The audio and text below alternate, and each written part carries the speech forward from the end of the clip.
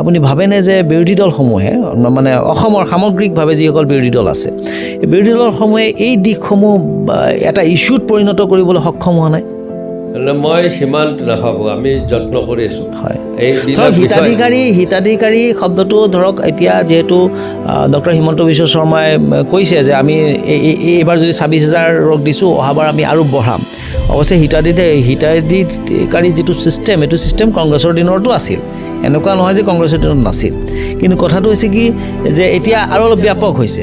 এই ধৰণৰ ব্যাপক হোৱাৰ কথাটো নহয়, আপুনি এই ধৰণৰ যিবিলাক কথা, এই কথাবিলাক বিৰোধীয়ে ইস্যুত কিয় পৰিণত কৰিব পৰা নাই? কিয় পৰিৱৰ্তনটো সেই কথাটো অকণমান সুকীয়া আছে। মই প্ৰথম কওঁ যে কংগ্ৰেছৰ আছিল, হিতাধিকাৰী আছিল, তেতিয়াও আত্মসহায়কতক 10,000 দিছিল।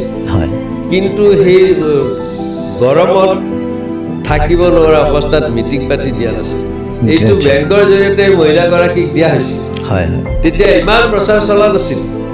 মই এটা সাধাৰণ আঁচনিৰ কথা কওঁ, যুৱ উদ্যমিতা আঁচনি 2 লাখকৈ 25,000 যুৱক যুৱতীক 2 লাখকৈ টকা দিয়াৰ কথা আছে।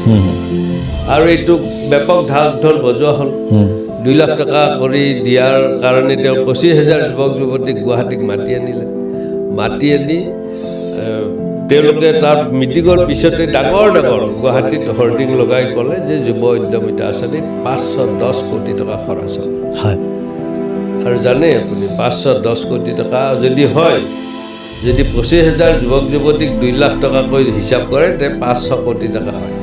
আৰু 10 কোটি টকা তেওঁ এই মিটিং পতাত খৰচ কৰিছে। তাৰমানে 10 কোটি টকা প্ৰচাৰত খৰচ কৰিছে। আৰু যদি আচল তথ্যটো জানে আচৰিত হ'ব যে যুৱ উদ্যমিতা আঁচনি যিসকল যুৱক যুৱতীক পইচা দিছে, 2 লাখকৈ দিয়া নাই, মাত্ৰ 1 লাখ দিছে, তাকো 2টা কিস্তি। নিৰ্মোহ বিশ্লেষণ, সত্যৰ অন্বেষণ, দুৰ্নীতি আৰু লুণ্ঠনৰ অকথিত কাহিনীৰ সৈতে প্ৰতি দেওবাৰে নিশা 8 বজাত বিৰিঞ্চি কাশ্যপৰ সৈতে অদম্যৰ বুকুত কিছু আলাপ, কিছু চিন্তা চাবলৈ নাপাহৰিব।